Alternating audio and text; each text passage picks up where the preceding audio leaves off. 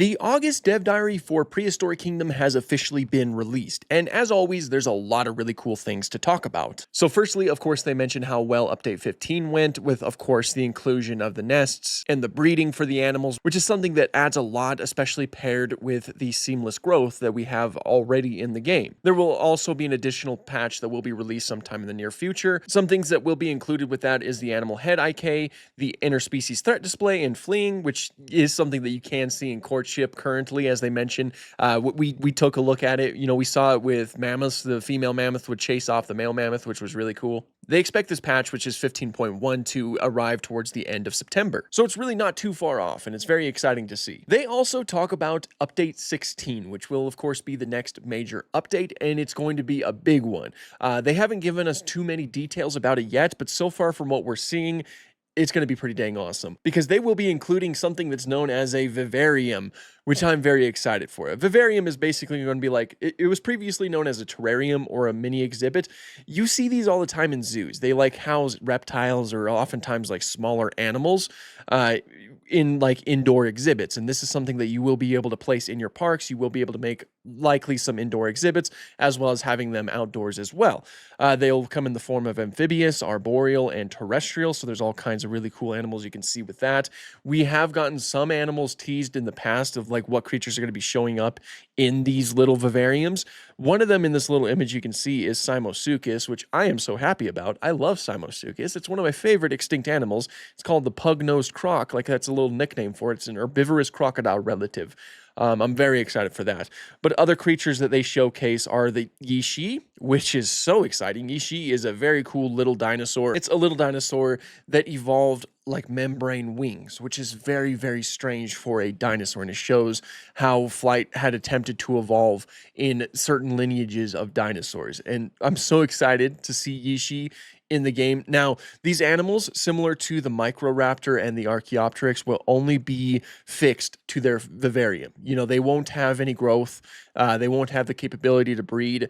Because they're simply just too small for like the outside exhibits, and they won't really mesh well with that. So they will be stuck to the vivarium, but it's still going to be very cool to see them, you know, in that way. On top of that, of course, they're also going to only have one skin. So it looks like the skin that we're seeing for the Yishi right here is likely what we're going to be getting in the game, which is a very cool skin. I quite like it. They also give some examples of what the vivarium would probably look like. I'm sure many of you who have been to zoos and whatnot have seen this before.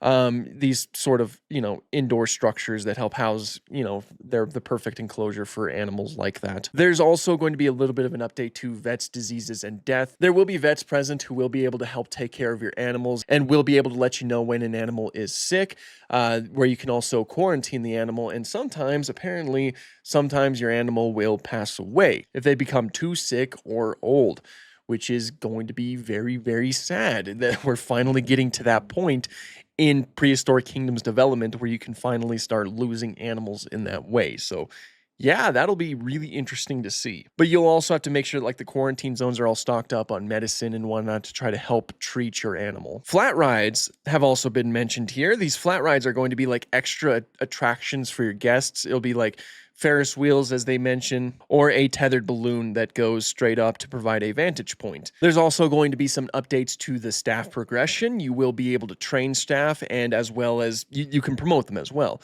And you can kind of manage their salary and things like that, and kind of make it a little bit easier for your challenge map.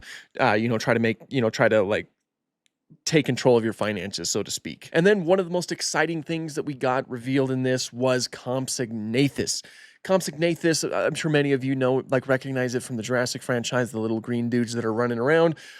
It will be a vivarium species, which means that the skin we see here is the skin that's going to have, like, the only skin it's going to have, and it will be fixed to the vivarium. It'll have, you know, a set amount of animations. It won't be able to run around. It's described as being a little bit smaller than a baby velociraptor, which, yeah, that's pretty much how large Compsognathus is. Did you know we've only ever found juvenile specimens of Compsognathids? We don't even know what adults look like, so that's kind of an interesting thing. But this is a very nice little model. It's covered in feathers. I love the shape of the head.